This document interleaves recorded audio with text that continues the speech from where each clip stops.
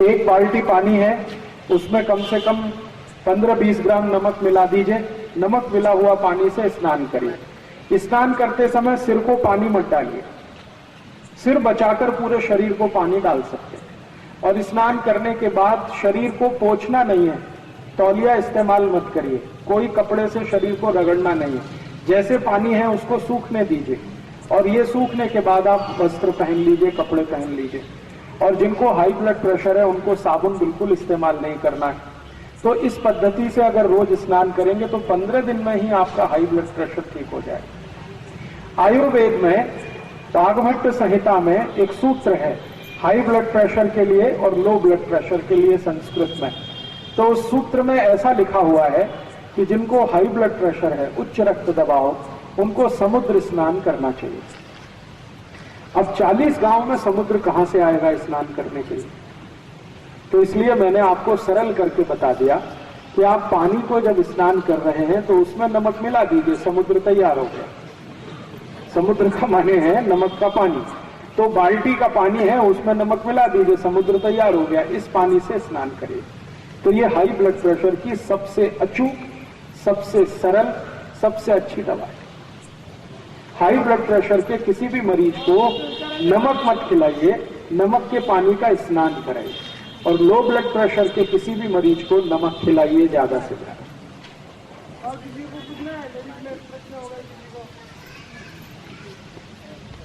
दिन नहाने का कम से कम आप महीने भर तो नहा ही सकते हैं, बीच में 5-7 दिन ब्रेक करके फिर महीने भर नहा सकते हैं। ब्रेक कर करके 3 बार एक महीने नहा सकते हैं। मेरे पाँव के में तो सूखते हैं, इसीलिए ये अभी मैं बताऊंगा थोड़ी देर। कल मैंने जो कहा उसकी बात ये अभी मैं बताने वाला हूँ। पाँव की नस सूजती है या पेट में दर्द है, क्या करना? नहाने का सुबह, जी, नहाने का सुबह नियम यही है। आयुर्वेद में एक बहुत बड़ा अध्याय है, उसका नाम है दिनचर्या।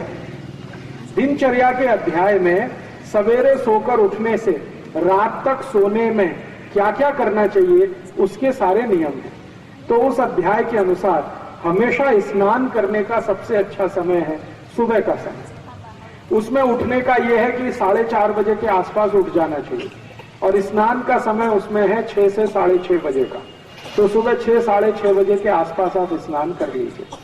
अभी गर्मियों में तो आसान है, लेकिन आप बोलेंगे जी ठंडी के दिनों में स्नान करना सुबह 6-6:30 बजे मुश्किल है, तो आपकी सुविधा के अनुसार आप करिए, लेकिन स्नान हमेशा सुबह करना ही सबसे अच्छा होता है। ये क्यों होता है ये मैं अभी थोड़ी देर बाद बताने वाला हूं। शाम का भी स्नान होता है, लेकिन वो रोगियों के लिए है।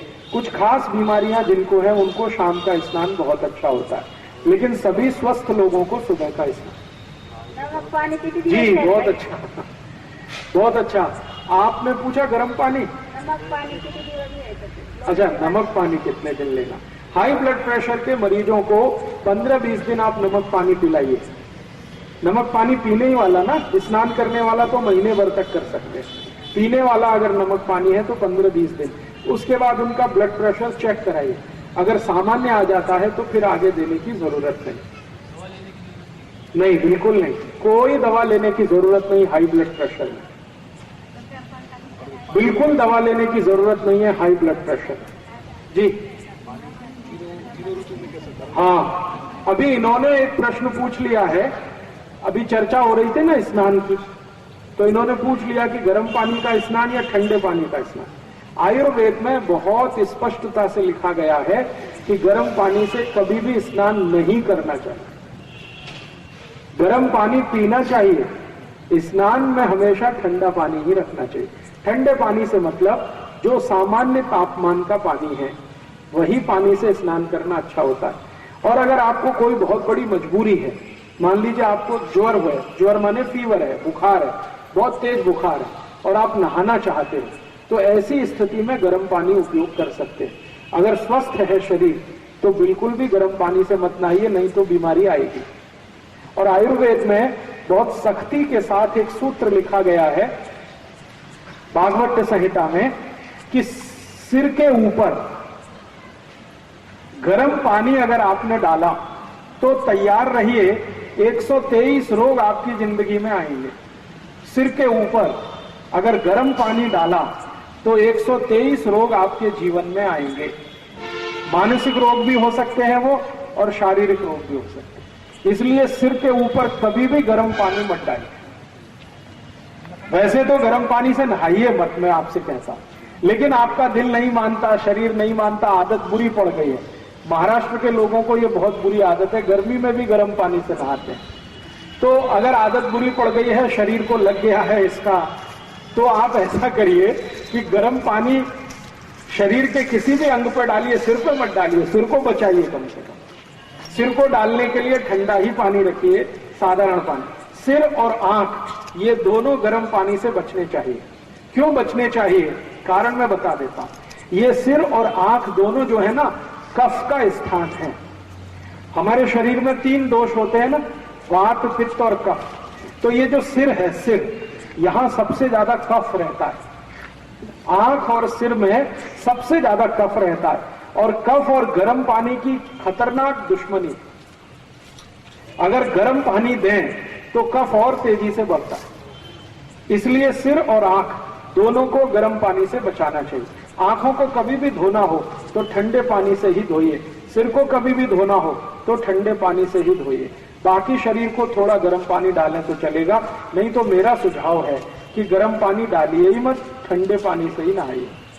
आदत डाल दीजिए, शरीर में आदत पड़ जाएगी। जी, ठंड काल में भी आप कोशिश ये करिए कि बहुत गर्म पानी ना रहे, कोमट पानी रहे, हल्का गर्म पानी रहे, गुनगुना पानी रहे।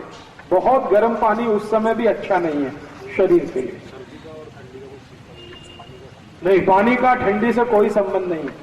आपके दिमाग में एक बहुत बड़ी गैर समझ है, वो ये कि ठंड पानी से नहाएंगे तो सर्दी हो जाएगी। सर्दी का पानी से कोई रिश्ता नहीं है। सर्दी का रिश्ता पोट से है। पोट खराब होगा तो जरूर सर्दी होगी। जिनको संडास साफ नहीं होती, बार बार जिनको कोष्ठबद्धता रहती है, मलबद्धता रहती है, कब्जियत रहती है, उनको ही सर्दी सबसे ज्यादा होती है। पानी का सर्दी से कोई संबंध नहीं। इस बात को दिमाग से निकाल दीजिए कि ठंडे पानी से नहाने से सर्दी होती है। बिल्कुल नहीं होती। सर्दी उनको होती है जिनको पोट साफ नहीं होता, उन्हीं को सर्दी होती है।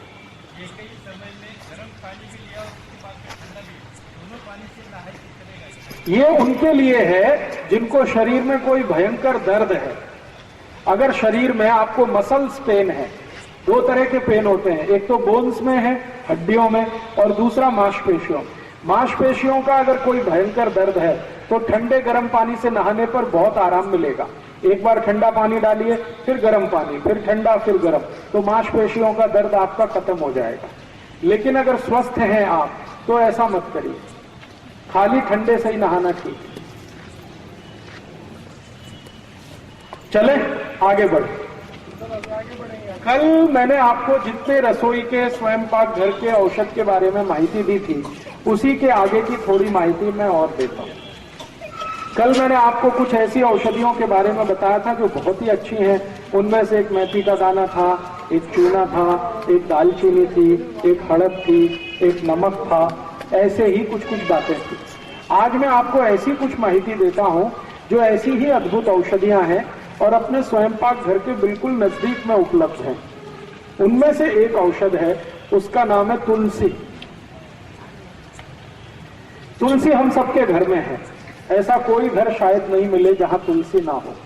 तुलसी 2 प्रकार की होती है। एक तुलसी ऐसी है जिसको हम लोग कहते हैं राम तुलसी, और एक है जिसको हम कहते हैं श्याम तुलसी। राम तुलसी का ऐसा होता है कि उसका रंग हल्का हरा होता है, लाइट ग्रीन, और जो श्याम तुलसी है उसका रंग बहुत गहरा हरा होता है, डार्क ग्रीन। कभी कभी वो दिखने में काली भी दिखाई देती है, इसलिए उसको श्याम तुलसी कहते हैं। तो ये जो श्याम तुलसी है, इसी के औषधीय गुण हैं। राम तुलसी में ज्यादा औषधीय गुण नहीं। तो घर में लगानी है आपको तो हमेशा सोच विचार कर श्याम तुलसी ही लगाइए। तुलसी की विशेषता ये है कि ये कभी भी लगाई जा सकती है। साल के किसी भी महीने में आप इसका रोपण कर सकते हैं। और दूसरी विशेषता ये है कि ये सभी समय मिलती है, कोई भी समय में आपको ये मिलती है। तो आप गमले में लगा सकते हैं, घर में लगा सकते हैं। अब ये जो श्याम तुलसी है, इसके क्या क्या उपयोग आप कर सकते हैं। इसका सबसे बड़ा उपयोग है किसी भी तरह के बुखार को समाप्त करने, ज्वर, फीवर, किसी भी तरह का फीवर आपको है, वायरल फीवर है, बैक्टीरियल फीवर है, या टाइफाइड का बुखार आ गया आपको, या सर्दी जुकाम के कारण कोई बुखार आ गया, या कई बार ऐसा होता है कि शरीर से बहुत ज्यादा श्रम किया, बहुत काम किया तो भी बुखार आ सकता है। तो किसी भी तरह के बुखार को तोड़ने में श्याम तुलसी का बहुत बड़ा योगदान है। इतना बड़ा योगदान है जो शायद किसी दूसरी चीज का नहीं है। तो आप इसको हमेशा घर में रखिए और किसी भी तरह का बुखार आए तो इसका भरपूर उपयोग करिए। इसका उपयोग करने का तरीका बहुत सरल है। 15-20 पत्ते इसके तोड़िए श्याम तुलसी के, चटनी बना के उसका रस निकाल लीजिए, इस रस को गर्म कर दीजिए, इसमें थोड़ा गुड़ मिला दीजिए, और अगर आप शहद खा सकते हैं, मध खा सकते हैं तो थोड़ा सा मध मिला दीजिए, और इस रस को मध के साथ मिलाकर, नहीं तो गुड़ के साथ मिलाकर 1-1 चम्मच सुबह दोपहर शाम अगर लेंगे तो किसी भी तरह के बुखार को तोड़ सकते हैं। अंग्रेजी की दवा पैरासीटामोल जो काम करती है वही काम ये तुलसी करती है। बहुत अद्भुत। तुलसी का सबसे बड़ा उपयोग है किसी भी तरह के बुखार को तोड़ने में। अगर 104 डिग्री 105 डिग्री बुखार आ गया है तो तुलसी का काढ़ा बना के दीजिए, बुखार तुरंत 105 से 102 101 पे आ जाए। काढ़ा कैसे बनाना है? तुलसी के पत्ते 15-20 तोड़कर पानी में डाल दीजिए, आधा कप पानी में खूब उबालिए इस पानी को, इतना उबालिए कि ये आधा रह जाए। फिर इस पानी में थोड़ा गुड़ मिला दीजिए और गुड़ मिलाकर पीने लायक जितना गर्म है उतना इसको बना के पी लीजिए। तो ये काढ़ा है तुलसी का। इस काढ़े से कितना भी खराब से खराब बुखार है तुरंत नीचे आता है। बहुत ताकत है तुलसी में बुखार तोड़ने की। इसी तुलसी का बहुत ज्यादा सदुपयोग सभी माताएं कर सकती हैं।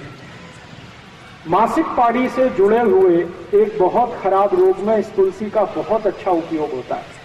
सफेद पानी आना, पांडरे पानी की शिकायत, जिसको हम सब लोग आजकल बहुत परेशान हैं, काफी माताओं को ये तकलीफ आजकल हो रही है। तो पांडरे पानी जाने की शिकायत जिनको है, अंग्रेजी में जिसको ल्यूकोरिया कहते हैं, इसकी सबसे अच्छी औषध है यही तुलसी, श्याम तुलसी। इस श्याम तुलसी का भरपूर उपयोग करिए, आपको इस बीमारी से बिल्कुल आसानी से निजात मिल जाएगी। इसको लेना कैसे है? तरीका मैंने बताया है कि इसका काढ़ा बना के ले सकते हैं, नहीं तो चटनी बना के रस निकाल के ले सकते हैं।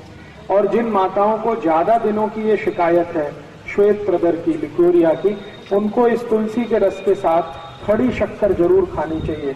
तो जिंदगी भर के लिए आपको ये बीमारी खत्म हो जाएगी, दोबारा कभी नहीं आएगी। इस तुलसी का दूसरा सबसे बड़ा उपयोग, इसी तुलसी का एक तीसरा उपयोग भी है।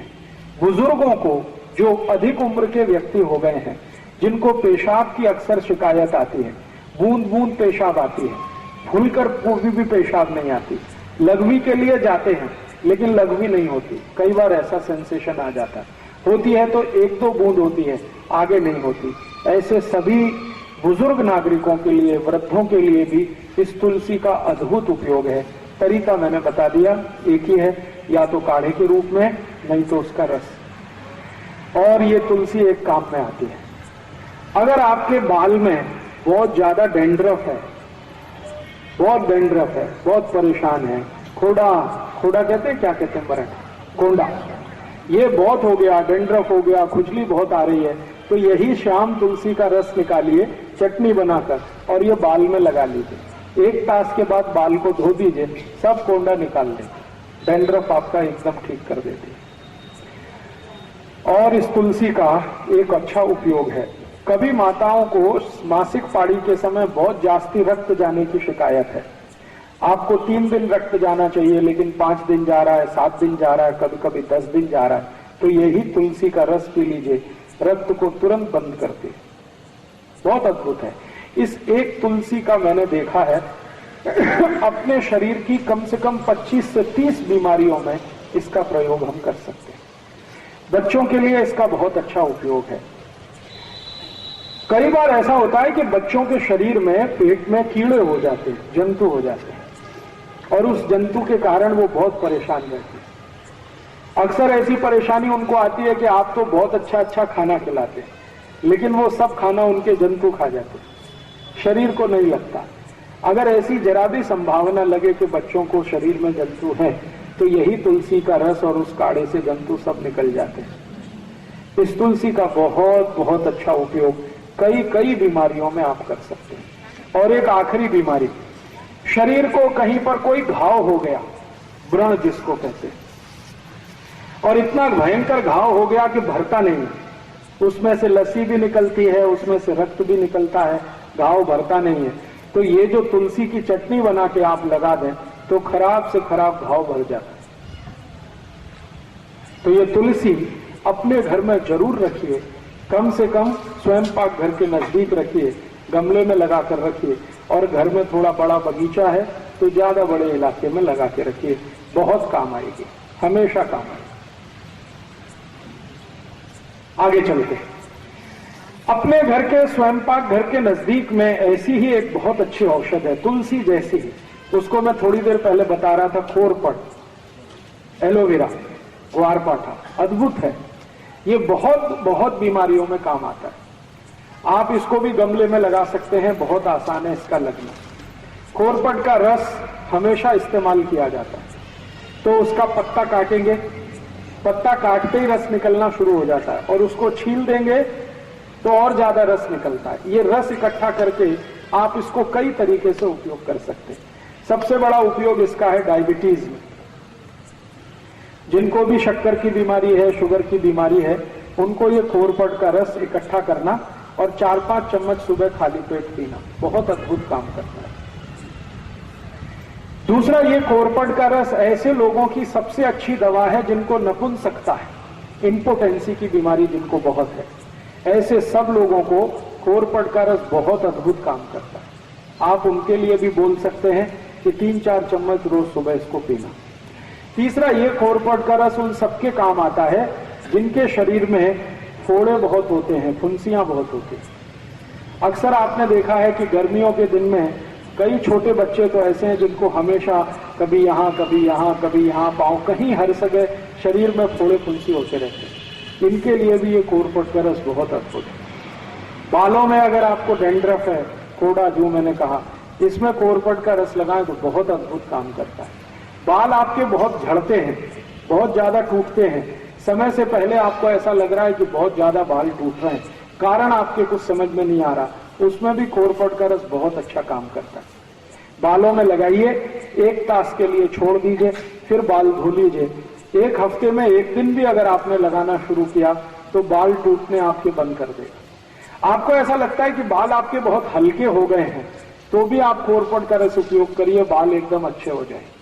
अगर समय से पहले बिना किसी कारण से, जेनेटिक प्रॉब्लम भी नहीं है, तो भी किसी को बाल अगर सफेद हो रहे हैं, उनको बोलिए कि खोरपट का रस लगाएं, बाल एकदम काले कर देता है। इसी खोरपट के रस से शरीर के अंग का कोई भी हिस्सा जो सड़ गया है, बहुत खराब एक बीमारी है जिसको अंग्रेजी में गैंग्रीन कहते हैं, गैंग्रीन, और एलोपैथी के किसी भी डॉक्टर के पास इसका कोई इलाज नहीं। गैंग्रीन का अगर कोई भी बीमारी आ गया तो एलोपैथी का डॉक्टर एक ही बात आपको बोलेगा कि शरीर का ये अंग काट के निकाल। ये सड़ा हुआ शरीर का अंग फिर से ठीक करने की ताकत दुनिया में जिस औषध में है वो यही है, खोरपट का रस। कितना भी खराब अंग सड़ गया हो, पांव में, हाथ में, कहीं भी किसी भी हिस्से में, आप खोरपट का रस वहां लगाना शुरू कर दीजिए, 8-10 दिन में आप चमत्कार देखेंगे, अद्भुत परिणाम आता है। इसी खोरपट के रस का और अच्छा एक उपयोग है, जिनको भी रक्त का दूषण हो गया, रक्त का दूषण बहुत तरह का होता है, जैसे आपके रक्त में एसिडिटी बढ़ गई, रक्त में अम्लता बढ़ गई, और रक्त की अम्लता बढ़ने से क्या बीमारियां होती हैं? चर्म रोग सबसे ज्यादा आते हैं। सोराइसिस नाम का एक चर्म रोग है, इचियोसिस नाम का एक चर्म रोग है, एक्जिमा नाम का एक चर्म रोग है। ये सारे के सारे चर्म रोग रक्त की अम्लता बढ़ने से आते हैं। तो ऐसे किसी भी व्यक्ति को आप खोरपट का रस पिलाना शुरू कर दीजिए, चर्म रोग ठीक कर देता है। और खोरपट का रस पीने में तो काम आता ही है, चर्म रोग है तो उसको बाहर से लगा भी सकते हैं, तेल की तरह उसकी मालिश भी कर सकते हैं और जल्दी ठीक कर देते हैं। इसी कोरपट के रस से आपके शरीर का अंदर के कई रोग ठीक होते हैं। जैसे आपको अल्सर है, अल्सर आप समझते हैं पेट में घाव हो गया, अल्सर है या पेप्टिक अल्सर है, इसको ठीक करने की ताकत कोरपट के रस में है। तो जो अल्सर के पेशेंट हैं, जिनको अल्सराइटिस है, वो भी इस कोरपट का इस्तेमाल कर सकते हैं। ये एक कोरपट मैंने इसका उपयोग करके देखा है, कम से कम 53 बीमारियों में, 53 डिसीज में इसके बहुत अच्छे रिजल्ट। इसलिए आप अपने स्वयं पाक घर के नजदीक में एक गमले में जरूर इस कोरपट को लगा के रखिए, ये बहुत काम आता है। और एक आखिरी बीमारी इसकी और बता देता हूं, बच्चों से लेकर बड़ों तक कान में कभी भी दर्द हो, कितना भी तेज दर्द हो कान में, आप कोरपट के रस की एक थेम डाल दीजिए कान में, 5 मिनट में ही दर्द बंद कर देगा। 5 ही मिनट लगते हैं, दर्द बंद हो जाएगा। कई बार आपने देखा है बच्चों और बड़ों को एक बीमारी होती है, कान में से लस निकलती है। उस बीमारी में भी कोरपट का एक थेम कान में डाल दीजिए, 3-4 दिन सतत डालेंगे, लस निकलना बंद हो जाएगा। इसी कोरपट का और कई जगह उपयोग होता है। आपके मुंह से बहुत बास आती है, सुबह उठते ही आपको ऐसा लगता है कि मुंह से बदबू आ रही है, आप कोरपट के रस को मुंह में मालिश करिए, मुंह से मतलब मसूड़ों पे मालिश करिए, उसके बाद कुल्ली कर लीजिए तो मुंह से बास आना बंद करा देगा। अगर आपके मसूड़ों से खून आता है, पायरिया नाम का रोग, अक्सर हमारे दांतों से खून आता है, मसूड़ों से खून आता है, के रस को हल्के हल्के मालिश करिए, 3-4 दिन के अंदर ही पायरिया को ठीक करने की शक्ति इसमें है। अद्भुत है ये कोरपट। और ये कोरपट सौभाग्य या दुर्भाग्य सबसे ज्यादा भारत में ही होता है। अगर इस कोरपट का कोई बिजनेस करे तो एक ही साल में कोटिपति हो सकता है। इस कोरपट का रस अमेरिका में 1000 रुपए लीटर बिकता है, 1000 रुपए लीटर। गाय के दूध से भी महंगा, गाय का दूध बिकता है 100, 200, 250 रुपए लीटर, कोरपट का रस 1000 रुपए लीटर बिकता है। और ये इतना महंगा क्यों बिकता है? क्योंकि दुनिया के दूसरे देशों में ये ज्यादा होता नहीं है, लेकिन इसकी डिमांड बहुत है। जितनी भी कॉस्मेटिक्स इंडस्ट्रीज हैं, कॉस्मेटिक्स के सामान बनाने वाली कंपनियां, सबको ये चाहिए।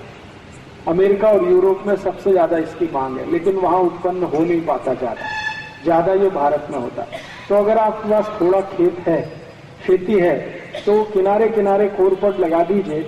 इसको पानी नहीं देना पड़ता, इसको खत नहीं देना पड़ता, कुछ नहीं देना पड़ता, ये अपने से ही बढ़ता रहता है। काटते जाइए, रस निकालते जाइए, बाटली में भर के आप सीधे एक्सपोर्ट भी कर सकते हैं, भारत के बाजार में भी बेच सकते हैं। बहुत बड़ा बिजनेस है और ऐसा बिजनेस है जिसमें घाटा कुछ नहीं होने वाला, मुनाफा ही मुनाफा है। इसके 2 फायदे होते हैं। अगर खेत के चारों तरफ आप ये कोरपट लगा दें, चारों बाजू में, तो उस पूरे खेत में कोई भी जंतु नहीं आता, तो जंतुनाशक औषधि की जरूरत नहीं। और कोरपट बड़ा होने के बाद 1000 रुपए लीटर का भाव दे देता है। इसको आप रस के रूप में भी बेच सकते हैं, डायरेक्ट भी बेच सकते हैं। जी, रस कैसे निकलता है? इसका रस निकालने के लिए एक बहुत छोटी सी मशीन आती है, वो मशीन आप अपने घर लगा सकते हैं, मशीन से रस निकल सकता है। और मशीन नहीं लगाना हो तो हाथ से भी रस निकल आता है। निकालने का तरीका मैंने बताया, इसका पत्ता काटना, फिर उसको चाकू से छीलना, फिर छोटे छोटे पीस उसके करना और उसको स्मैश करके रस निकल आता है। जी, मिक्सर में निकल आता है, क्रशर आता है इसका एक, उसमें भी निकल आता है, मिक्सर में भी निकल आता है। तो इसको आप जरूर अपने घर में रखिए, कम से कम गमले में लगा के रखिए, ये बहुत तरह के उपयोग में आपको आने वाला है। अभी जी, कांटे रहते हैं, इसके पत्ते में कांटे रहते हैं, छोटे छोटे कांटे रहते हैं। इसके आगे एक औषधि की माहिती देता हूं जी। इसका रस का कोई एक्सपायरी डेट नहीं, 1 बरस, 2 बरस, 10 बरस, 20 बरस, 50 बरस कभी भी खराब नहीं होता। जैसे गंगाजल खराब नहीं होता, वैसे कोरपट का रस कभी खराब नहीं होता। कांच की बाटली में भर के कभी भी रख सकते हैं। रस कितना लेना? 3 से 4 चम्मच, उतना ही पर्याप्त है। अभी इसी कोरपट के जैसा एक और बहुत अच्छा औषध है जो अपने स्वयं पाक घर के बिल्कुल नजदीक हो सकता है। गेंदे का फूल, गेंदा मराठी में क्या कहते हैं? झेंडू। यस, झेंडू। झेंडू का फूल, गेंदे का फूल, अंग्रेजी में हम सब उसे मैरीगोल्ड कहते हैं। ये दुनिया की सर्वोत्तम औषधियों में गिना जाता है, बहुत अच्छी औषधि। इस झेंडू के फूल का इतना ताकत है, आपको याद है कई बार हमारे भारत देश के सैनिक जब सीमा पर लड़ते हैं, युद्ध लड़ते हैं, अभी थोड़े समय पहले आपको शायद याद होगा कारगिल युद्ध हुआ। उस कारगिल युद्ध में भारत के 680 सैनिकों को तो वीर गति प्राप्त हुई, शहीद हुए, और बाकी कुछ 1200-1300 सैनिक थे जो घायल हुए। किसी को गोली लगी, किसी को बम लगा, और सबको घाव भयंकर हो गए। आप किसी भी मिलिट्री हॉस्पिटल में जाएं तो आपकी आंखों से देखेंगे कि जिन सैनिकों को भयंकर चोट लगती है, घाव होता है, गोली लगती है, बम लग जाता है, उन सबको यही दिया जाता है, झेंडू के फूल का रस, झेंडू के फूल की चटनी। झेंडू के फूल की चटनी अगर बना के उसको लेपन किया जाए तो बड़े से बड़ा घाव भर जाता है, और ये रस पीने को दिया जाए और जल्दी भर जाता है। तो जब कारगिल युद्ध के समय अपने सैनिकों को, जिनको घायल होने की सूचनाएं थी, सबको हॉस्पिटल के अंदर यही उपयोग में लाया गया और बहुत अच्छे परिणाम है। इस झेंडू के फूल को हमेशा घर में बना के रखिए, किसी भी तरह की चोट में अद्भुत काम करता है। ये सबसे बड़ा एंटीसेप्टिक है, सबसे बड़ा दुनिया का, इससे अच्छा एंटीसेप्टिक पूरी दुनिया में नहीं है। और अगर झेंडू के फूल की चटनी बनाएं और इसमें थोड़ा खोरपट का रस मिलाएं तो बिल्कुल सोने में सुहागे जैसा काम करता है। बहुत ही अद्भुत कॉम्बिनेशन है।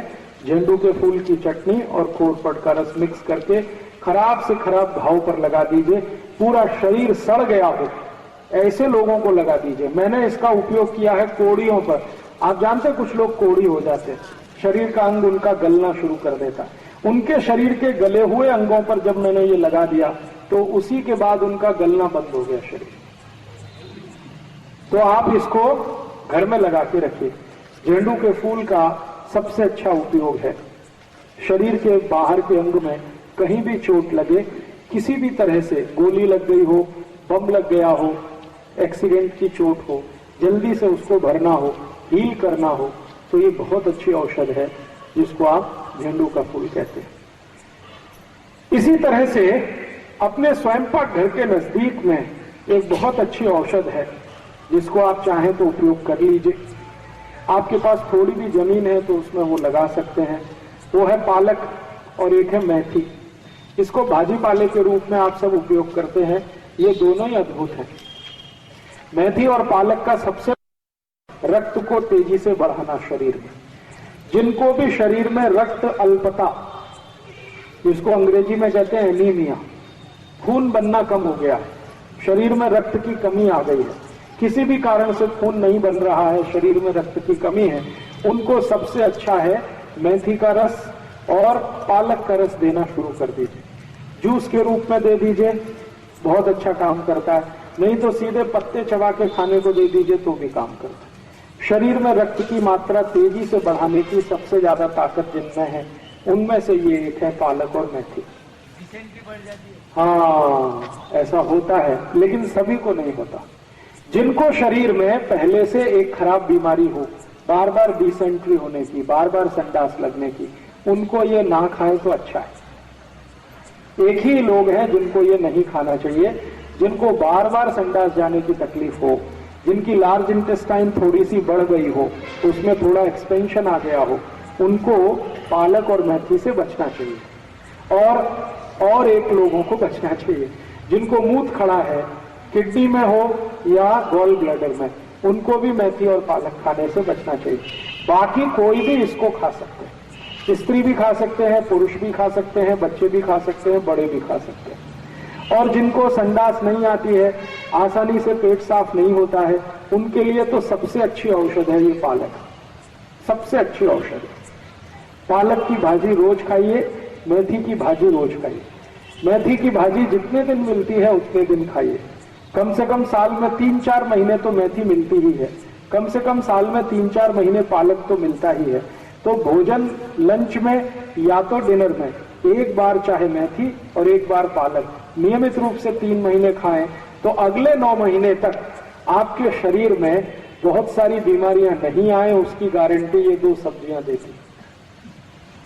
3 महीने खा लिया तो अगले 9 महीने के लिए फुर्सत।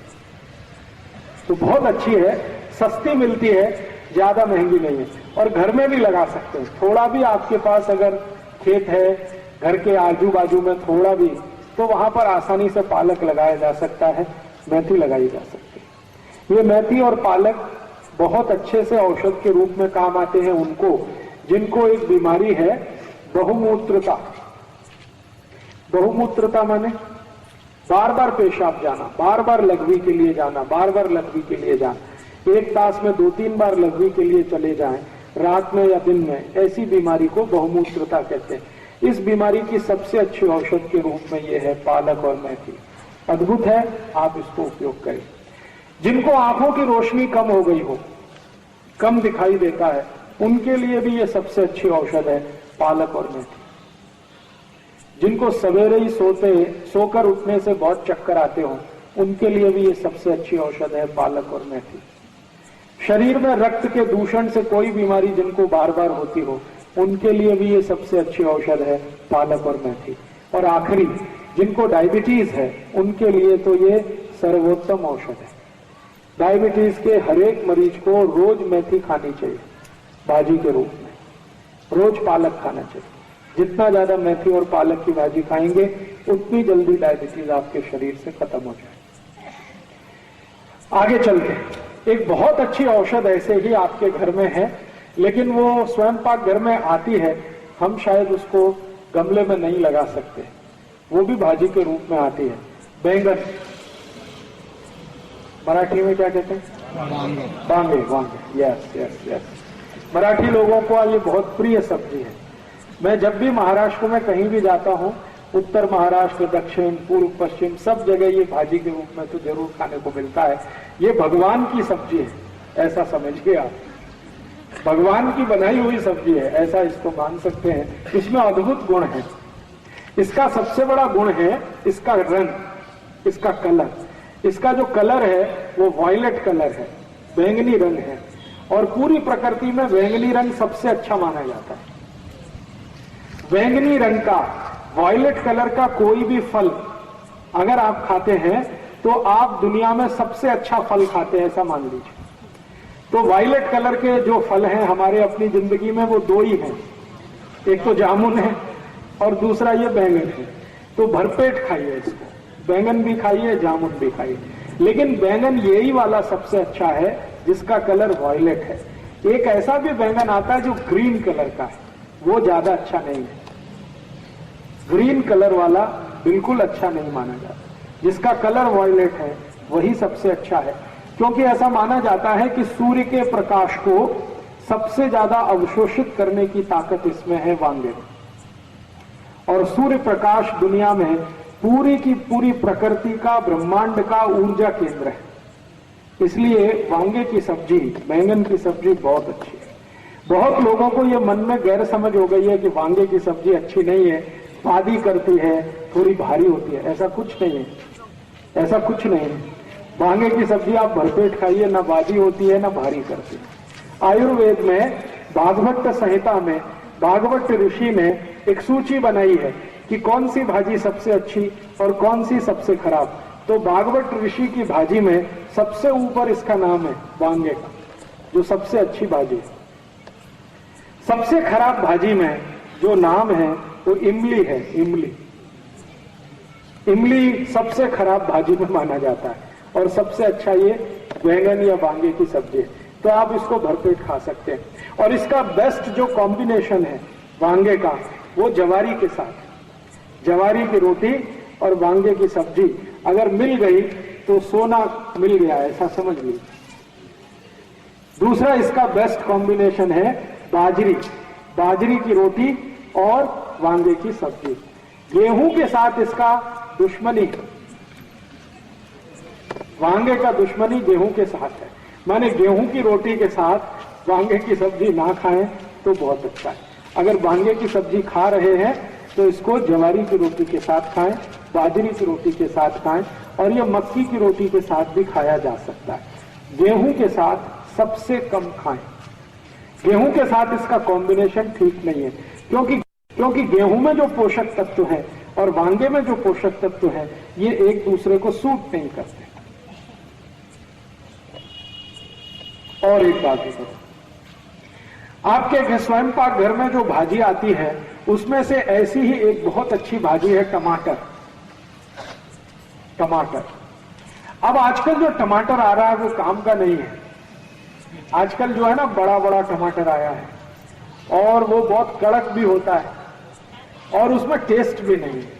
ये टमाटर किसी काम का नहीं है। आप टमाटर नाम देखकर कुछ खा रहे हैं तो ठीक है, वरना उसमें टमाटर का कोई भी गुणधर्म नहीं है। जो देशी टमाटर आता है, देशी टमाटर आप सब समझते हैं, जो देशी टमाटर है, ज्वारी टमाटर है, ये सबसे अद्भुत औषधि है उन सब के लिए जिनको डायबिटीज है। जिनको भी डायबिटीज है उनको भरपेट टमाटर की सब्जी खानी चाहिए, देशी टमाटर। जिनको भी डायबिटीज है उनको टमाटर का सूप पीना चाहिए। जिनको भी डायबिटीज है उनको टमाटर काट के सलाद के रूप में खाना चाहिए। जितना ज्यादा टमाटर आप खाएंगे उतनी जल्दी डायबिटीज कम होगा। लेकिन टमाटर वही हो जो मैं आपसे कह रहा हूं, देशी टमाटर, ज्वारी टमाटर। मिलता नहीं है। आप थोड़ा ढूंढेंगे तो मिलता है, महंगा मिलता है, देर से मिलता है।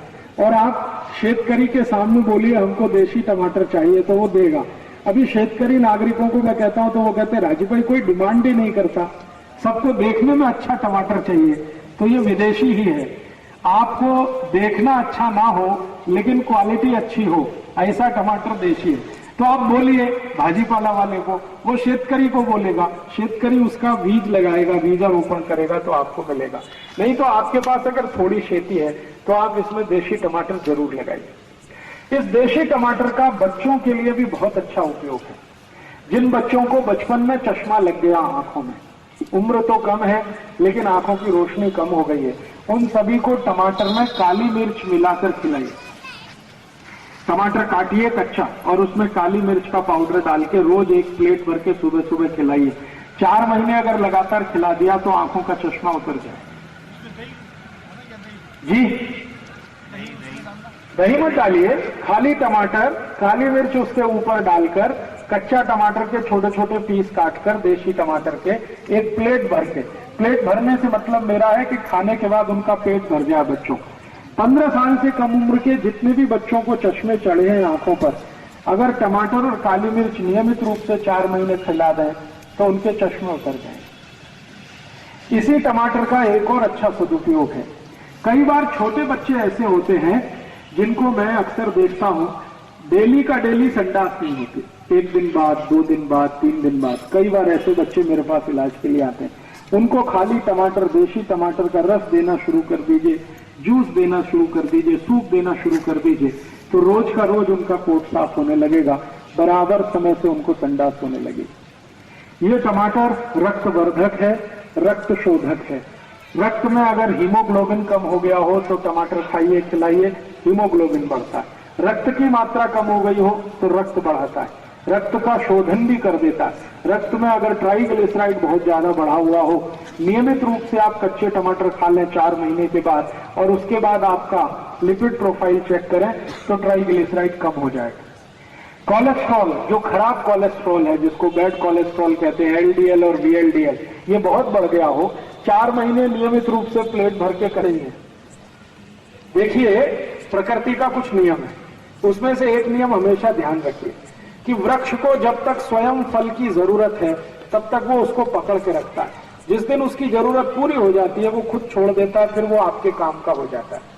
तो टमाटर जब तक हरा है तब तक वृक्ष के लिए जरूरी है। क्यों पता है?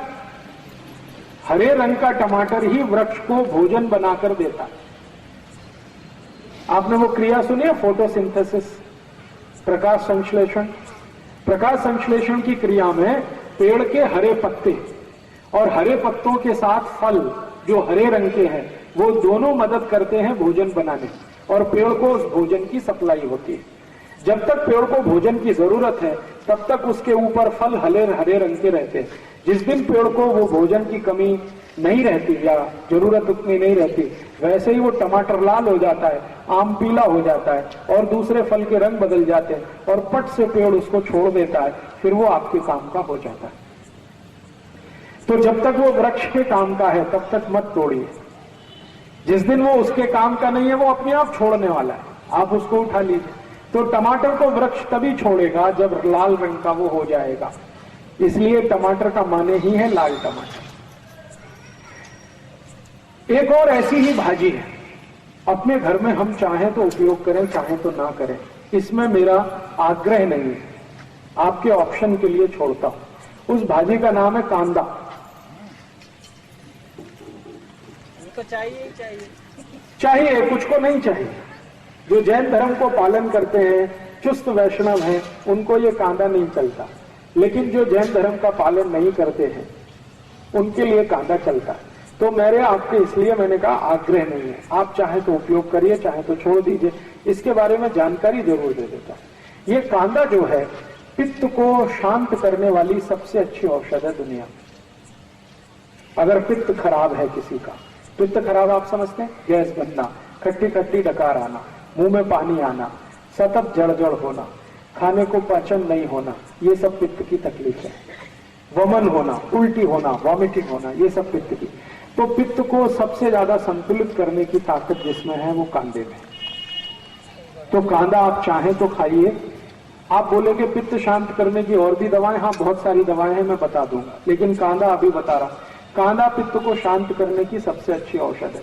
पित्त की खराबी से शरीर जितने भी रोगों में फंसता है, सब रोगों को ठीक करने की ताकत कांदा में है। जैसे गर्मी है और गर्मी में सन स्ट्रोक हो गया, लू लग गई आपको, अब लू के बाद आपको बहुत कुछ तकलीफ आने वाली है, वो सभी रोगों में कांदा आपके लिए उपयोगी है, सभी रोगों में लू लगने के बाद। इसी तरह से आंखों का एक रोग होता है जिसको कैटरेक्ट कहते हैं, मोतियाबिंद।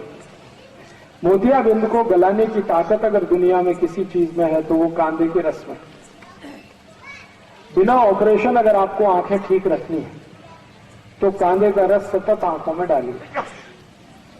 जिंदगी भर आप चाहते हैं कि आंखों को चश्मा ना चढ़े और कभी भी आंखें आपकी खराब ना हो, तो कांदे का रस आप अपनी आंखों में डालिए।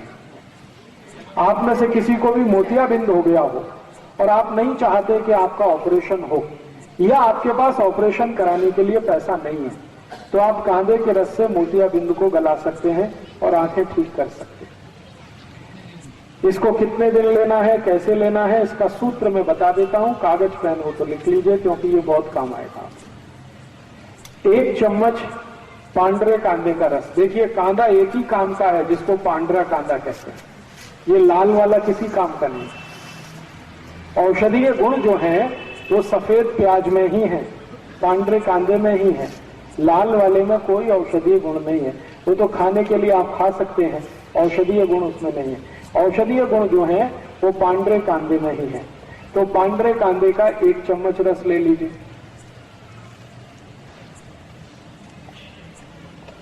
एक चम्मच इसमें नींबू का रस मिला दीजिए।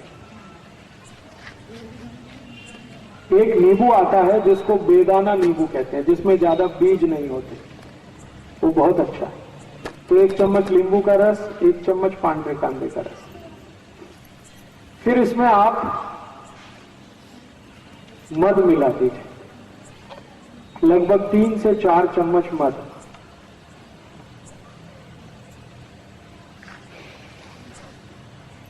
और इसी में 1 चम्मच गुलाब जल मिला दीजिए। ये चारों को मिलाकर एक बाटली में भर के रख लीजिए और खूब अच्छे से हिलाकर एक एक थेम आंख में डालिए। 1 महीने लगातार डाल दिया तो मोतियाबिंद आपका कट के निकल जाएगा। गुलाब जल 1 चम्मच, जितना आपका कांदे का रस उतना ही गुलाब जल, उतना ही नींबू का रस, लेकिन मध इसमें 3 से 4 फुट जाती, माने 3 से 4 चम्मच मध। अब ये जो सोल्यूशन तैयार हुआ है इसको बाटली में भर के रखेंगे, 4-5 महीने ये खराब नहीं होता। इसको रूम टेम्परेचर पे भी रखा जा सकता है, जरूरी नहीं है कि हमेशा इसको फ्रिज में रखना। खाली सीधे रूम टेम्परेचर पे रख के रात में सोते समय 1-1, 2-2 थेम आंख में डालते रहिए। 1-1.25 महीने के बाद आपका मोतियाबिंद खत्म कर देगा। और एक बीमारी है आंखों की जिसको ग्लूकोमा कहते हैं। ग्लूकोमा माने काला पानी, आंखों में हमेशा काला काला दिखता है और कुछ दिखता ही नहीं, उनकी भी ये सबसे अच्छी औषध। और एक बीमारी है आंखों में जिसको रेटिनल डिटैचमेंट कहते हैं। आंखों का ये जो रेटिनल पर्दा है ना, ये खिंच जाता है आगे या पीछे, उसमें भी ये सबसे अच्छा काम आता है। अब इसमें आपत्ति के रूप में क्या है, अगर कोई जैन है, चुस्त जैन, एक तो वो कांदा यूज नहीं कर सकते और दूसरा मद भी नहीं कर सकते, तो उनके लिए ऐसी ही बीमारी अगर है तो एक दूसरी औषध बता देता हूं। जो कांदा यूज नहीं करते और जो मद भी यूज नहीं करते, उनके लिए बहुत अच्छी औषध इसी बीमारी में, जिनको कैटरेक्ट है, ग्लूकोमा है, रेटिनल डिटैचमेंट है, उसकी औषध का नाम है गाय का मूत्र, गोमूत्र। गाय का मूत्र इकट्ठा कर लीजिए किसी बाटली में और उसको रख लीजिए। इसी को 1-1 थेम आंख में डालना है, बस सीधे सीधे। गाय का मूत्र, गाय माने देशी गाय, देशी गाय का मूत्र 1-1 थेम रोज रात को आंख में डालिए सोते समय। तो 1 से 1.25 महीने में ये भी आपका कैटरेक्ट ठीक कर देगा। 2-2.25 महीने में ग्लूकोमा ठीक हो जाता है और 3 महीने सतत डालें तो रेटिनल डिटैचमेंट ठीक कर देगा। 4 महीने लगातार डालेंगे तो चश्मा उतार देगा आपका। बिंदु जो है जी, वो मर्च हो जाता है या बाहर निकलता है? मर्ज हो जाता है। वो एक्चुअली क्या है, मोतियाबिंद एक तरह से फैट है, वसा है, तो वसा जल जाता है। जल जाता है तो वो वहीं अंदर ही खत्म हो जाता है, बाहर नहीं निकलेगा। जी, छान के अगर गाय बड़ी है जो 3-4 बार मां बन चुकी है, उस गाय का मूत्र लेंगे तो फिल्टर कर लीजिए। और गाय की बछड़ी है तो वो डायरेक्ट भी डाल सकते हैं, क्योंकि वो बहुत शुद्ध होता है और काफी कुछ फिल्टर होके जाता है। आंखों के रोग में मैंने इससे अच्छी कोई औषध अभी तक नहीं देखी, गोमूत्र से अच्छी, एकदम tax free, cost free, side effect नहीं है और एक्सपायरी डेट कुछ भी नहीं। हर गली हर गांव में उपलब्ध है। और गाय माता इतनी अद्भुत है कि वो कभी भी मूत्र देने के लिए पैसे नहीं लेती। आप डब्बा लगा दो, भर लो, लेकिन रखने का है कांच की बाटली। तो कांच की बाटली में अगर आप इसको भर के रखेंगे तो ये कभी भी खराब नहीं होता। गोमूत्र 10 साल, 15 साल, 20 साल, 40 साल तक सुरक्षित रखा रहता है, तो उसमें कभी भी जंतु नहीं पड़ते। ऐसा कहा जाता है कि गंगा जल में और गाय मूत्र में कभी भी जंतु नहीं पड़ते। माने गंगा जल की जितनी पवित्रता है, गाय के मूत्र की भी उतनी ही पवित्रता है। तो इस गोमूत्र का आप भरपूर इस्तेमाल करिए आंखों के लिए। अब बात शुरू हुई है तो आगे और बढ़ता हूं। इसी गोमूत्र का और कहां कहां इस्तेमाल आप कर सकते हैं? आंखों में तो कर ही सकते हैं, 1-1 ड्रॉप डालें, 1-1 थेम डालें। कान में अगर कोई भी तकलीफ है आपको, कोई भी तकलीफ, लस निकल रही है, दर्द हो रहा है, कान में खुजली बहुत आ रही है, कुछ उसमें थोड़े फुंसी कान में हो गए, तो भी 1-1 थेम गोमूत्र कान में डाल सकते हैं। दोनों ही कान में डाल सकते हैं। और 1-1 थेम गोमूत्र 6-7 दिन ही डालेंगे तो कान के सब रोग ठीक कर देता है। इसी गोमूत्र को और क्या कर सकते हैं? जिनको दमा है, अस्थमा है, ब्रोंकियल अस्थमा है, सांस बहुत भरती है, इतनी सांस भरती है कि 10 कदम चल के बैठना पड़ता है, फिर 10 कदम चलते हैं, फिर बैठते हैं, इतनी गंभीर हालत जिनकी है, उनको गोमूत्र पीना चाहिए, आधा कप, सवेरे सवेरे खाली पेट। अब आप ये पूछेंगे कि गोमूत्र कैसे पिए, उसमें बात आती है, तो दारू कैसे पीते हैं, उसमें भी तो बात आती है। अगर दारू की बोतल गटक सकते हैं तो गोमूत्र पीने में क्या तकलीफ है? तो कम से कम दारू से अच्छा। तो जिनको भी दमा है, अस्थमा है, सांस भरती है, दम भरता है, थोड़ा भी चले तो बैठ जाना पड़ता है, सबसे अच्छी औषध उनके लिए है ये गोमूत्र। अगर सतत आधा कप गोमूत्र पीना शुरू करेंगे तो 3 से 3.25 महीने में दम भरना, सांस भरना, ये सब ठीक हो जाता है। और गोमूत्र जिनको ट्यूबरकुलोसिस हो गया, टीबी, और कंफर्म है कि उनको टीबी है, डॉक्टर बोलता है कि आपको टीबी ही है, तो मेरी आपकी गारंटी है, मेरी तरफ से आप ये कर लीजिए कि सब दवाएं छोड़ दीजिए, टीबी की कोई दवा मत खाइए, बस आधा कप रोज गोमूत्र सवेरे सवेरे पीते जाइए। 4 महीने के बाद ट्यूबरकुलोसिस जड़ से खत्म हो जाएगा, जड़ से, रूट से। जिंदगी में दोबारा आपको टीबी नहीं होगा। गोमूत्र रोज ताजा होना, ताजा हो तो बहुत अच्छा, और अगर किसी कारण से ताजा नहीं हो सकता तो बाटली में भर के रख लीजिए, 2-3 दिन पुराना भी चलता है, लेकिन ताजा होगा तो सबसे अच्छा। मैंने पिछले 2 साल गोमूत्र के बहुत परीक्षण करके देखे हैं। ट्यूबरकुलोसिस के बहुत सारे पेशेंट जो सरकार की दवा खाते हैं, आपने देखा वो डॉट्स आता है, डॉट्स की दवाएं आती हैं, तो जो डॉट्स की दवाएं खाते हैं मैंने उनको बंद करा दिया कि मत खाओ, खाली गोमूत्र पियो। तो गोमूत्र पीने मात्र से 3 से 3.25 महीने, ज्यादा से ज्यादा 3.5 महीने में सबको टीबी खत्म हुई। और दोबारा जब उनकी जांच कराई तो डॉक्टर हैरान हो गया कि इतने अच्छे रिजल्ट्स तो डॉट में कभी नहीं आते, आपने दवा क्या दी? मैंने कहा इनको डॉट्स दिया ही नहीं, इनको तो खाली गोमूत्र पिलाया। तो डॉक्टरों को इंटरेस्ट हुआ कि इसमें ऐसा क्या है, ये एंटी टीबी, इसमें कोई एक्टिविटी है क्या, एंटी ट्यूबरकुलोसिस। तो CBRI लखनऊ ने इस पे बहुत रिसर्च किया और उनका ये मानना है कि ट्यूबरकुलोसिस की दुनिया में आज तक जितनी दवाएं बनी हैं उनसे 20 गुना ज्यादा ताकतवर है गोमूत्र, 20 गुना। डॉट्स की गोलियां आती हैं, सरकार बांटती है, किसी भी स्वास्थ्य केंद्र में मिलती है। टीबी की गोलियां देखी हैं आपने, वो एक पैकेट के रूप में देते हैं। तो ट्यूबरकुलोसिस की लेटेस्ट जितनी मेडिसिन दुनिया में हैं उन सभी से 20 गुना ज्यादा ताकतवर है गाय का मूत्र, 20 टाइम्स। जिन बच्चों को बाल अस्थमा दमा है उनके लिए भी अच्छा है। बचपन से जिन बच्चों को दमा है, बहुत सारे बच्चों को जन्म से दमा होता है, उनको आप 1 ही चम्मच दीजिए। बड़े लोगों को आधा कप, छोटे बच्चों को 1 चम्मच। 14 साल की बच्ची, हाँ दे दीजिए, 1 चम्मच उसको 2 चम्मच तक दे सकते हैं, 14 साल का बेटा या बेटी किसी को भी। तो आप गोमूत्र अद्भुत है, इसको उपयोग करिए दमा में, अस्थमा में, ट्यूबरकुलोसिस में, ब्रोंकियल अस्थमा में। इसी गोमूत्र का और प्रयोग है। मैंने बहुत लोगों को देखा है कि उनको एलर्जी होती है, कई लोगों को कई चीज से एलर्जी होती है। किसी को धूल से एलर्जी है, तो किसी को परफ्यूम से एलर्जी है, किसी को सेंट से एलर्जी है, किसी को अगरबत्ती के धुएं से एलर्जी है, किसी को धूप बत्ती के धुएं से एलर्जी है, किसी को कांग्रेस घास से एलर्जी है, किसी को किसी से एलर्जी है। दुनिया में ये जितने एलर्जी वाले लोग हैं इनकी सबसे अच्छी दवा है गाय का मूत्र। किसी भी एलर्जी के आप मरीज हैं, आप गोमूत्र पी लीजिए, 4 महीने लगातार पी लीजिए, उसके बाद आप एलर्जी टेस्ट कराइए, आपकी एलर्जी ठीक कर देगा, किसी भी तरह की एलर्जी। और ये गोमूत्र किन के लिए काम आता है? शरीर में त्वचा के जितने रोग आते हैं, इचियोसिस है, खुजली हो गई, सोराइसिस है, एक्जिमा हो गया, फोड़े, फुंसी, ये सब तरह के त्वचा रोगों में सबसे अच्छी औषधि है गोमूत्र। कैसे करना? मालिश करना इसकी, और मालिश करके थोड़ी देर के लिए सूर्य प्रकाश में बैठना और उसके बाद स्नान करना।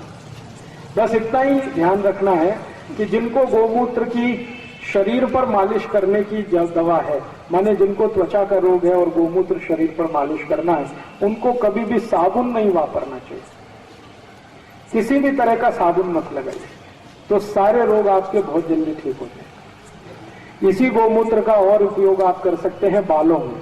अगर बाल बहुत झड़ते हैं, गिरते हैं, गोमूत्र मालिश करिए बालों में, 1 घंटे के बाद बाल धो दीजिए, 1 ही हफ्ते में बाल टूटना बंद हो जाए। अगर आपको शरीर का कोई भी अंग जहां जॉइंट्स में है, माने जोड़ में दर्द दे रहा है, जिसको आप संधिवात कहते हैं, गुर्दे दुखना, कमर दुखना, आप गोमूत्र पी लीजिए, 15 से 20 दिन में जोड़ों का सब दर्द ठीक कर देगा। जिनको संडास नहीं आती, खुलकर नहीं आती, पोट साफ नहीं होता, बहुत ज्यादा मलबद्धता है, कोष्ठबद्धता है, उनको मेरी विनती है कि गोमूत्र पी लीजिए, 1 हफ्ते में ही पोट बिल्कुल साफ कर दे। इस गोमूत्र का उपयोग करके मैंने अब तक 48 बीमारियों का इलाज किया और अद्भुत परिणाम इसके हैं। और ये 48 बीमारियां अक्सर हमें होती है। सर्दी है, खांसी है, जुकाम है, बुखार है, सबकी औषध गोमूत्र है। कितना भी तेज बुखार आ रहा हो, गोमूत्र दे दीजिए, 1 से सवा घंटे में बुखार उतरना शुरू हो जाता है। बहुत अच्छी औषध है। बस इसमें सावधानी एक ही रखनी है कि गाय का मूत्र माने देशी गाय का, जर्सी का नहीं। जर्सी और देशी का अंतर आप समझते हैं। जर्सी गाय के पीठ पर खांदा नहीं होता, वो ऐसे सपाट होती है, और देशी गाय के पीठ पर ऐसा खांदा होता है।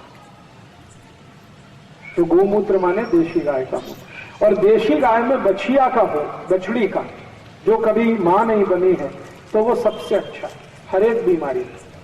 और बछड़ी है और काले रंग की है तो सर्वोत्तम है। काले रंग की बछड़ी अगर है, उसका मूत्र कैंसर जैसी बीमारी को ठीक करने की ताकत रखता है। गले का कैंसर, आहार नली का कैंसर और पेट का कैंसर, ये 3 कैंसरों में मैंने उपयोग करके देखा है काली बछड़ी का मूत्र, अद्भुत परिणाम है। आप बोलेंगे कैंसर में खाली गोमूत्र से हो जाता है। गोमूत्र के साथ एक छोटी सी औषध और देनी पड़ती है कैंसर में, सिर्फ कैंसर में, और वो है हड़द का रस। आंबा हड़द है ना, ताजा, उसका रस। सुबह सुबह आधा कप गोमूत्र देना, 1 तास नंतर आंबे हड़द का रस देना, 2 या 3 चम्मच, 4 से 5 महीने सतत दें तो गले का कैंसर, आहार नली का कैंसर, पोट का कैंसर, बहुत अच्छे परिणाम, बहुत ही अच्छे। और इसलिए अमेरिका की सरकार ने गोमूत्र पर पेटेंट करा लिया, उनको ये मालूम हो गया। और अमेरिका की सरकार ने हड़द पे भी पेटेंट करा लिया, क्योंकि वो कैंसर में उपयोग हो रही है आज। तो हमारे आयुर्वेद चिकित्सा के अनुसार जिंदगी की खराब से खराब कोई बीमारी, खराब से खराब रोग है, आपको कहीं जाने की जरूरत नहीं है। या तो स्वयं पाक घर, नहीं तो स्वयं पाक घर के नजदीक का जो इलाका है, इसी में आपके सभी रोगों के इलाज हो सकते हैं। एक भी रोग ऐसा नहीं है जिसके लिए आपको कहीं बाहर जाना पड़े। अब थोड़ा और आगे बढ़ता हूं। इसी गोमूत्र से आप मूढ़व्याध, बवासीर और भगंदर तीनों रोग को ठीक कर सकते हैं। जिनको मूढ़व्याध है, बवासीर है, भगंदर है, वो रोज आधा कप गोमूत्र पिए और उसके 1 तास के बाद केले में कपूर रख के खाएं। केला है, पका हुआ केला, उसको काटें और थोड़ा कर्पूर उसमें रख के केले को खाएं। 7 दिन अगर केला और कपूर खा लिया तो आपकी बवासीर खूनी हो या बिना खूनी ठीक कर देगा। 15-17 दिन अगर खा लिया तो मूढ़व्याध और भगंदर भी ठीक कर देगा, लेकिन गोमूत्र के साथ। ऐसे ही आपके शरीर में रक्त की कमी आती हो, रक्त अल्पता हो जाती हो, तो भी गोमूत्र आप उपयोग कर सकते हैं। बार बार खांसी होती है, बार बार खांसी होती है, 10 साल पुरानी खांसी है, 20 साल पुरानी खांसी है, गोमूत्र पी लीजिए, 8-10 दिन में खांसी ठीक हो जाती है। ऐसा कोई रोग नहीं जो गोमूत्र से ठीक ना हो। इसलिए चरक संहिता में चरक ऋषि ने, भागवत संहिता में भागवत ऋषि ने गाय मूत्र को ब्रह्मांड की सबसे अच्छी औषधि कहा। तो आप इसका इस्तेमाल करिए। गाय है 40 गांव में, देशी गाय है। मैंने देखा है 2-3 दिन में घूम के कई लोगों के पास देशी गाय है। आपके पास अगर थोड़ी भी कैपेसिटी है तो एक गाय खरीद लीजिए, घर के सामने रख लीजिए। घर के सामने जगह नहीं है तो कहीं खेत में एक गौशाला बना के सब लोग सामूहिक रूप से गाय पालन कर सकते हैं। इसका मूत्र आपको औषधि के रूप में काम आएगा और दूध भी काम आएगा। दूध बचेगा तो दही बनेगा, दूध भी बनेगा, सब कुछ काम आएगा। मेरे अपने गांव में, जहां मेरा जन्म स्थान है, उत्तर प्रदेश में अलीगढ़ जिले में, गाय का मूत्र 500 रुपए लीटर बिकता और गाय का दूध 15 रुपए लीटर ही बिकता। दूध से महंगा मूत्र बिकता, क्योंकि मेरे गांव में गोमूत्र से औषधि बनाने का एक केंद्र चलता है। तो हमारे गांव में किसी की भी गाय हो, मूत्र जो है खरीदने के लिए, इकट्ठा करने के लिए मारामारी रहती है, क्योंकि गोमूत्र का आसवन करके उससे औषधियां बनती हैं। और भारत के बहुत सारे स्थानों पर वो बिकती है। आयुर्वेद चिकित्सा में अभी गोमूत्र को बहुत महत्व आ गया है और भारत सरकार ने गोमूत्र की औषधि बनाने का लाइसेंस देना भी अभी शुरू कर दिया है। तो किसी को भी 350 रुपए में लाइसेंस मिल सकता है। अगर आप गाय पालते हैं, देशी गाय, और वो दूध ना भी दे तो भी उसका मूत्र बेचकर आप साल में 2 लाख रुपए की आमदनी कर सकते हैं एक गाय से। एक गाय का 1 साल का मूत्र इकट्ठा करें तो 2 लाख रुपए की औषध उससे बनती और बाजार में आसानी से बिकती। इसलिए मेरी सबको विनती है कि गाय पालिए, ये स्कूटर मोटरसाइकिल बेचिए और गाय खरीदिए। ये स्कूटर मोटरसाइकिल कभी भी बंद हो जाएगा, आपका कुछ भरोसा नहीं, क्योंकि कल को डीजल पेट्रोल नहीं मिलेगा तो चलाएंगे कैसे। ये डीजल पेट्रोल अभी 100 रुपए लीटर हो जाएगा तो कैसे चलाएंगे आप इसे। अभी थोड़े दिन में अमेरिका और ईरान का युद्ध होने वाला है, तो पेट्रोल का भाव 100 रुपए के भी ऊपर चला जाएगा, तब मोटरसाइकिल कैसे चलाएंगे, स्कूटर कैसे चलाएंगे। इसलिए आप बेच दीजिए इनको, स्कूटर मोटरसाइकिल को, जितनी जल्दी हो गाय खरीद लीजिए।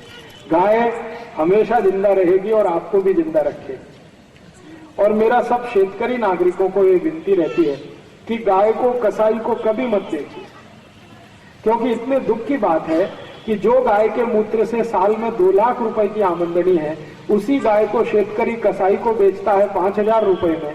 कसाई काट के उसका मांस बेच देता। हर साल हिंदुस्तान में 4 कोटी 50 लाख गाय का कत्ल होता है, हर साल 4.5 कोटी। और ये सब कत्ल होने वाली गाय शेतकरी के घर से जाती है। शेतकरी है हिंदू और बोलता है गौ माता की जय, और बेचता है गाय कसाई को, वो ले जाके काट देता है कत्ल खाने, फिर उसका मांस बिकता है। तो पूरे देश को दर वर्षी 15 से 20 हजार कोटि रुपए का नुकसान होता है गाय कटने से। तो अगर सब शेतकरी नागरिकों को ये माहिती हो कि गाय के दूध से ज्यादा कीमती उसका मूत्र है। शेतकरी भाई क्या बोलते हैं मुझे, वो कहते हैं राजीव भाई गाय दूध नहीं देती, अभी क्या करने का, बेच दो उसको। तो मैं उसको बोलता हूं कि दूध नहीं देती तो क्या, मूत्र तो देती है, जीवन के आखिरी दिन तक देती है, और मूत्र से औषधि बनती है, और 1 साल में 2 लाख रुपए की बनती है। तो गाय काटोगे तो 5 से 10 हजार मिलेगा, और उसको पालोगे तो मूत्र के रूप में 2 लाख रुपए की इनकम आने वाली है।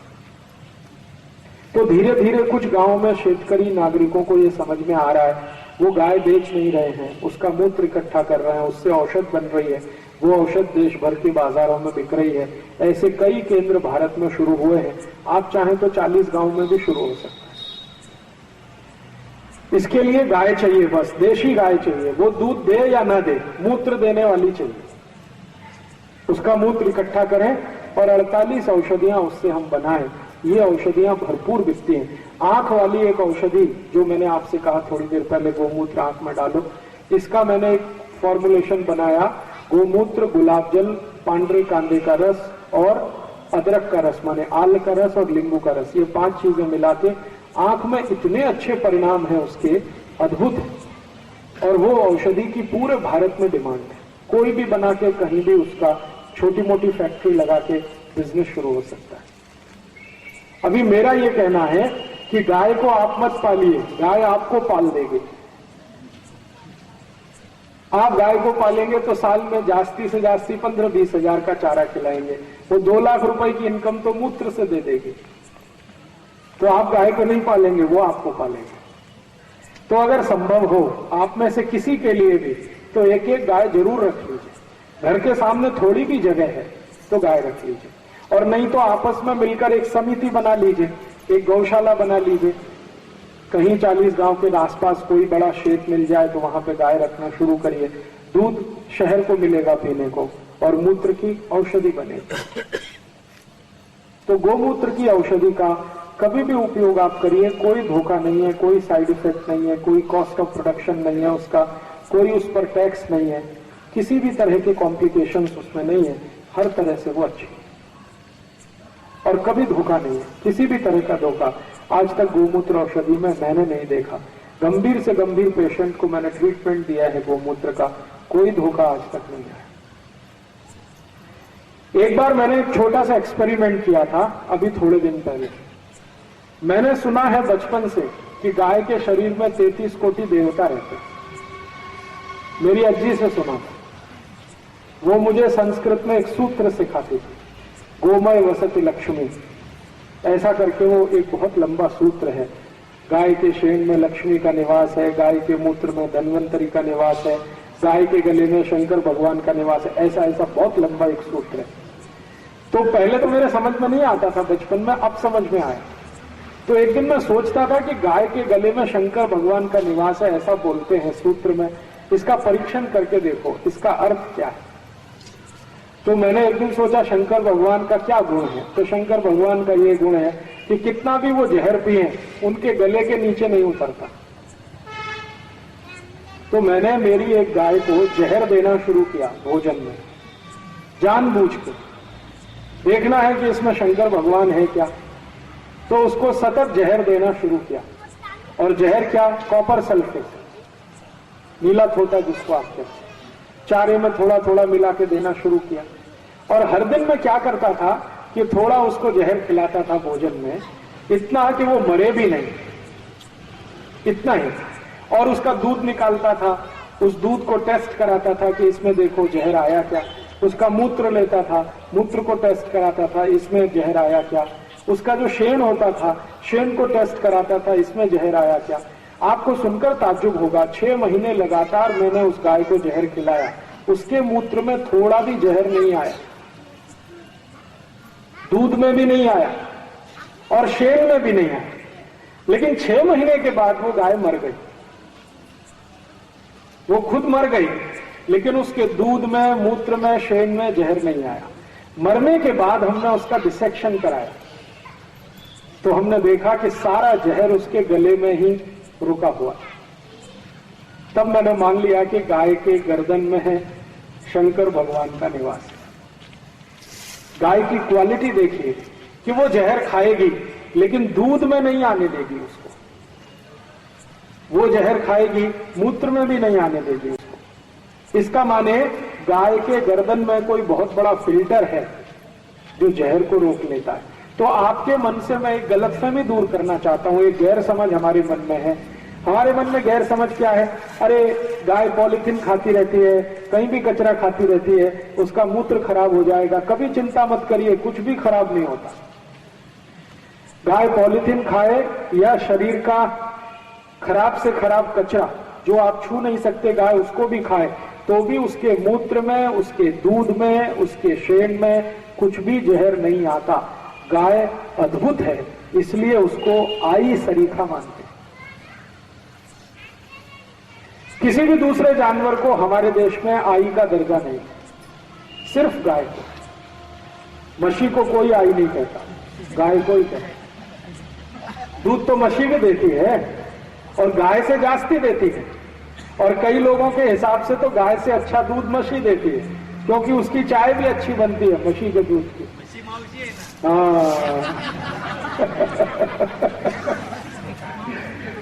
मछली मौसी है, बहुत जल्दी यमराज के पास पहुंचाएगी आपको। गाय के शरीर में ऐसे कुछ हार्मोन्स हैं, ऐसे कुछ केमिकल्स हैं जो किसी भी तरह के जहर को शरीर में ही रोक लेते हैं, मूत्र में, दूध में, शेण में नहीं जाने देते। इसलिए सड़क पर घूमने वाली गाय, अगर आपको लगता है कि कुछ कचरा खा रही है, उसका मूत्र आपको लेने में मन में कोई हिचक मत रखना है, मेरी गारंटी है उसके मूत्र में कुछ तकलीफ नहीं आएगी। क्योंकि शहर के लोग मुझे कई बार बहाना ये बनाते हैं, राजीव भाई हमारे यहाँ गाय तो है लेकिन कचरा खाती रहती है, इसलिए उसका मूत्र कैसे लेना। आप बिल्कुल मत घबराइए, वो कितना भी खराब से खराब कुछ खाए, आपके लिए वो जहर नहीं देने वाली। वो जहर अपने हिस्से में रखती है, अमृत आपको देती है, इसलिए उसको आई कहते हैं, इसलिए उसका दर्जा आई के बराबर है, और इसलिए माना जाता है कि उसमें 33 कोटि देवता है। तो गोमूत्र का चिकित्सा के रूप में भरपूर उपयोग आप करिए। मेरा इसके पीछे एक स्वार्थ है। मेरा स्वार्थ यह है कि अगर ज्यादा से ज्यादा लोगों को गोमूत्र चिकित्सा की माहिती है और वो अपने जीवन में उसको उपयोग करें, परिणाम उसका बहुत अच्छा निकले, तो वो उसका प्रचार बहुत कर सकते हैं। और ये जो माउथ पब्लिसिटी होती है, ये बड़ी जबरदस्त होती है। एक के मुंह से बोला, दूसरे के मुंह से तीसरे के ये जो माउथ पब्लिसिटी बहुत गहरा असर करती है। तो ये गांव-गांव, गली-गली माउथ पब्लिसिटी शुरू हो जाए गाय के मूत्र के बारे में,